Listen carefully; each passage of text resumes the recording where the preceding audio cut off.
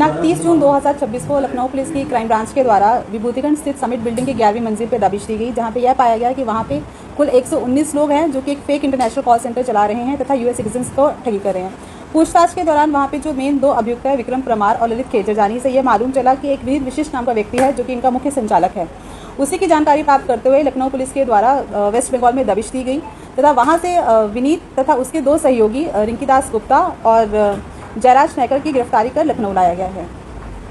आरोपी जो पुलिस की गिरफ्त में आए हैं, इनका क्या कुछ आपराधिक इतिहास अभी तक निकल गया, पूर्व में भी जेल जा चुके हैं? जो इनका मेन अपराधी है विनीत, उसके अगेंस्ट 2 मुकदमे गुजरात में पंजीकृत है, जिसमें से एक Ahmedabad cyber crime police station में ही पंजीकृत है।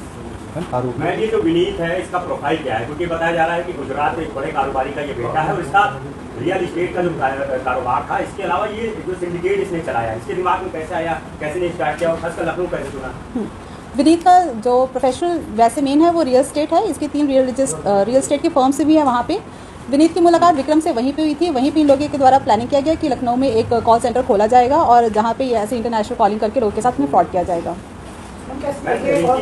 रिंकी दास गुप्ता जो पकड़ी गई है, इनकी और विनीत की आपस में क्या मतलब मित्रता है, दोस्ती है, किस तरह से आपस में ये संपर्क में आए थे? और जो तीसरा पकड़ा गया है जयराज, उसकी क्या भूमिका है?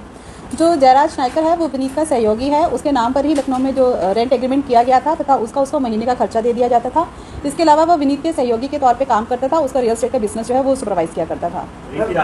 रिंकीदास गुप्ता विनीत की दोस्त है जो कि हवाला का पैसा इधर उधर करने में उसकी मदद किया करती थी। ये बताया जा रिंकीदास जो है बंगाल में इसके कई बार हैं, कई तमाम अलग अलग जो है चीज़ें हैं, उसमें भी पैसा जो है ये विनीत शर्मा जो है खपवा रहा था, ये पूरा जो फ्रॉड का पैसा था। जी, रिंकीदास गुप्ता का बंगाल में एक टॉक्सिक बार नाम से बार है और एक उसका सैलून भी है लश लुक्स का, और उसी में ही पैसों के ये इधर उधर से इन्वेस्टमेंट किया करते थे।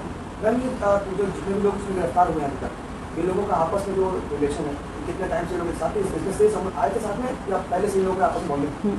हाँ, ये लोग काफ़ी पुराने मित्र हैं। जैसे कि बताया गया विनीत विक्रम ये 10-12 साल से एक दूसरे को जानते थे। ये लोग कॉमन फ्रेंड के थ्रू टच में आए थे और तभी से ये लोग कुछ ना कुछ ऐसे कारोबार में लिप्त थे।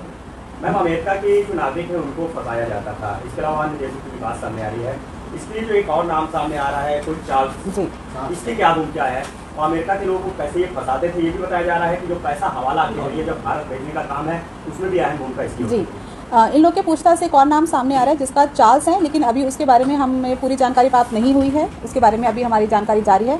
बाकी इन लोग का फ्रॉड करने का तरीका यही था कि अमेरिका के टोल फ्री नंबर्स को इंडिया में फ्लैश किया जाता था, वहाँ से कॉल्स इंडिया में ट्रांसफ़र करके अमेरिकन के साथ में ठगी किया जाता था।